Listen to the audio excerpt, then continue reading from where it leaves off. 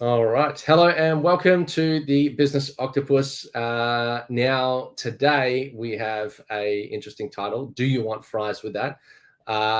Basically, the backstory is, before we get into that, how you going, Amanda? No, I'm good. Tell me the backstory. I want to hear the backstory. So, well, basically, we had our Relevate community face-to-face meetup, and one of our members hasn't been there for a little while. So it's really good to get into a deeper catch-up. And mostly, he's just been extremely busy. Now, he has a seasonal business. We've been talking a lot about seasonal business and cash flow cycles and things like that. He's in his peak season, right, through the summer months because it's more tourism-based. And the problem is that winter sucks. Winter is a very long period when there's no business. Now he's got to keep staff employed because he's growing. Now he's got to, keep the cash flow just right and not spend too much. He understands the seasonality of his business. Mm-hmm. But one thing that is a way to offset that is what else can you sell to your current customers? And who else does that better, or who else is more well known for it than McDonald's? Hence the name, Do You Want Fries with That? Yes.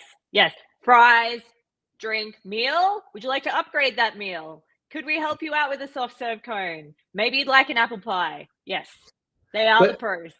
But the difference with the fries product is that it's more in the moment. So it's more like an upsell or a cross sell or something like that. Mm-hmm. It's not a seasonal thing. But if you think about it, it's something that they've come up with. And obviously, like everyone's used to having the burger and the fries and everyone's conditioned to that you eat these things together. Yes. But, it's another offering and replace Do You Want Fries with that with do you want an extended warranty with that? Do you want I don't know, like, what do you just say? A surfboard with that. Go to Aldi, you probably get an angle grinder. Whatever Absolutely. It is. The sheer thing that is stopping you from extra revenue is just asking the question. Do you 100%. Want with that? Yeah. And don't be afraid to ask the question. Like Avon and I were talking earlier. We both worked in retail shop fronts. I was in AB Home Theatre. He was in consumer electronics, right?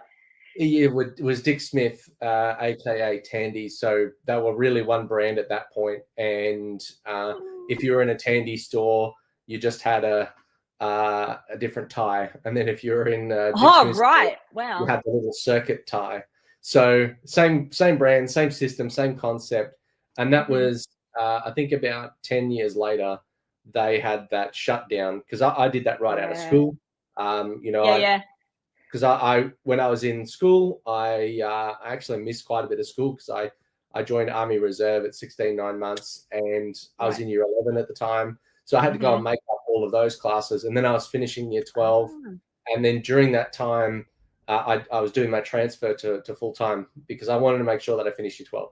So I transferred to full-time Army. And in that time, I had done all of, I got a part-time job, which was Dick Smith and Tandy. And I was, I started casual, then I went to full-time, and then I got another store. And then they're like, oh, we want to make you manager. I'm like, I'm out. I'll see you later. And off to work.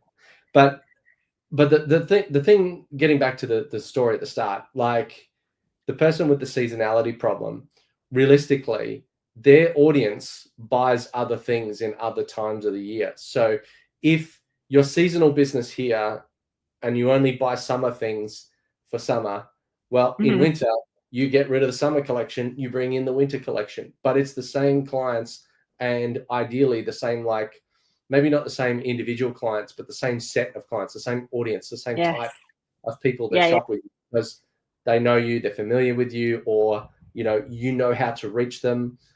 It's just so much easier. So having, I guess, that, do you want fries with that? What are some other things that people could do to increase their revenue? So adjacent products. So we were talking about this earlier today. So if we're doing like a business playbook, they're also going to need their onboarding program. You're popular, Avon. I love it. I am. Let me turn that off. Go. Sorry. Continue. No, that's cool. So if we're building out their playbook, their business playbook, they're also going to need an onboarding program, because the thing is, if your playbook can be great, but if you don't onboard your people correctly, they're not going to use it. And then if your leadership's terrible, neither of those are going to work. So you're going to need a leadership development program. So like the way we structure our business, everything is, you kind of need that to make that happen really effectively. So it's kind of like they all support each other. And then I know you would have products that work the same way, Aben. Well, that, and like we've got to think about what we can practically deliver. So at a certain point, project work for us is probably the most lucrative, but also it dries up or it stops. Like you do this because you've done it, right? You've got to find the next one. Yeah. So now we have to mesh in other products that give us some more recurring, on a regular basis. Doesn't matter whether the project is on or not. Doesn't matter if it's it's Christmas holidays and everybody's shut down or not. It needs to run. For example, we do Microsoft licenses and phone and internet services, and you're not going to turn that off at December to come back in January or February to turn it back on again. It's something that you need to run. We have the same challenge where we have to pay bills over the break. We have to cover gaps in project revenue, and we do that through these add-on services. So if you look at your whole product mix, go to a coffee shop or something like that, they have a product mix where they make almost nothing on the food, they make almost everything on the coffee, but you need both to get the customer along and to keep them happy. Same with, you were talking about service stations. They make almost nothing on the fuel. They make everything on the what seems like a $40 chocolate bar. So snacks, yay! We need road snacks. Exactly. People are between a rock and a hard place when they get there. They're like, I'm out of fuel. There's nothing for another 2 hours or 3 hours. In the city, not so much. You've got lots of opportunities, but it's a time thing. It's a hassle thing. Oh, am I going to go another 10 minutes down the road to this other place to go and get something? Then I got to get out of the car again, and then I've got to walk all the way over there and find it in amongst 5,000 other products in a supermarket. It's not it. And people will go all day, every day, in and out without ever buying another product. But there are a set that will. And that's the set that you have to target. And that's the revenue that keeps the lights on, that covers the gaps, that does all of the things that your main product line that they're there for doesn't do. Spot on. So, and Aben, what would be your tips for the viewers at home? If I've got a main product line, and you mentioned this earlier, we're told to sort of stay in our own lane and do this one thing and do it really well. And that's all well and good, except for when, that seasonality kicks in, right? Where do we start looking for that next thing that we can add into the product mix? It can be very much in line with what it is that you're doing. So if you've got a product, now you have an add-on to the product, or maybe now you have, so like you go to the dentist, they've got the teeth floss, the toothbrushes and stuff just on the wall. You go to their hairdresser, you can buy the mousse, the spray, the whatever else on the wall. It's more of the same, but it's something that they didn't have to give up. It's like, did you want to grab one of those? It's something that they didn't have to give up that additional staff time really to go and sell or to move. Now, thinking back to McDonald's and do you want fries with that? They have a screen, the order screens now, you can almost not order through a person at all. And before, there was such a management drive to get that small pimple-faced teenager to ask you, would you like fries with that? Did you want to upsize? Now the system does it. It pre-selects that you're on the large one. It pre-selects that you're going to give that little 50-cent donation or whatever it is. And it also asks you, you go, I want to order a coffee. It'll go, do you want to add one of these like cafe add-ons, like a donut or something? And there is statistical evidence to say that the more time people are stuck on that screen trying to get through the order, the more likely they are to complete the order and add something onto it. So they sell something like 10 or 15% more stuff because of those screens. because it's doing the add-on. There you go. Algorithm. It's done it again. At that point, you've committed to going. It's not like an online shop where you need to optimize for speed of checkout and simplicity. Here they've kind of done it, but they've also created some friction points where you walk in, you grab the thing, and then you walk out, or you've got to spend time on the screen to get through the order process. Sometimes you go, I'm so frustrated. I just want to, like, I tried to get something, and I think it was a minor change, and then there was an issue with the machine, and then I went to grab a person, and then I was standing there watching them do the same order, and then have the same problem. Like, it is a frustrating point, but how likely are you to then walk out and go, I'm not going to come back?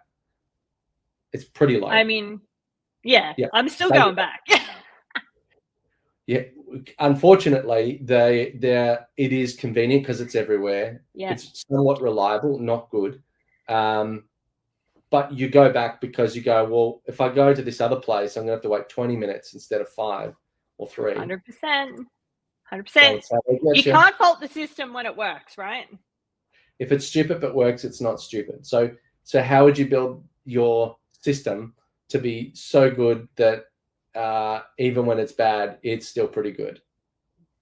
And I think that should be the goal of every business. Amazing. That's a great idea. How can you be good enough on your worst day? That should be the goal of every business.